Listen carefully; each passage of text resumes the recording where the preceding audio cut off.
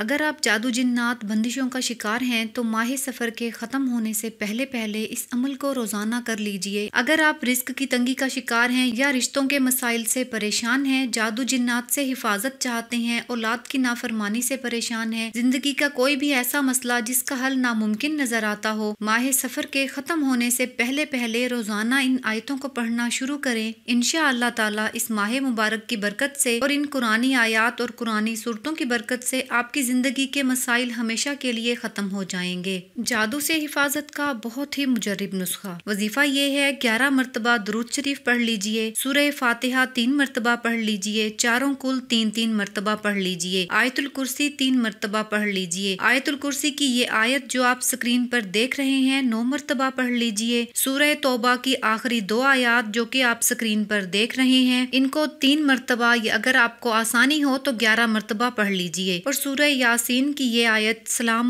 قولا من رب الرحیم 7 مرتبہ پڑھ لیجئے، اور اس کے بعد آخر میں 11 مرتبہ درود شریف پڑھ لیجئے۔ پوری توجہ، یقین اور دھیان سے اس عمل کو کیجئے اور دعا کیجئے کہ اللہ پاک میرے یہ مسائل ہیں ان کو حل کر دیجئے۔ اس کے بعد اپنے بدن پر اور اپنے بچوں کے بدن پر دم کر لیجئے اور پانی پر بھی پھونک مار کر وہ پانی آپ خود بھی پئیں، اپنے گھر والوں کو بھی پلائیں، تو انشاءاللہ تعالی ماہ سفر ختم ہونے سے پہلے پہلے ہی تمام پریشانیاں آپ کی ختم ہو جائیں گی۔ اللہ پاک ہمیں ان آیتوں کی قدردانی اور ان کی برکتیں سمیٹنے کی توفیق عطا فرمائے۔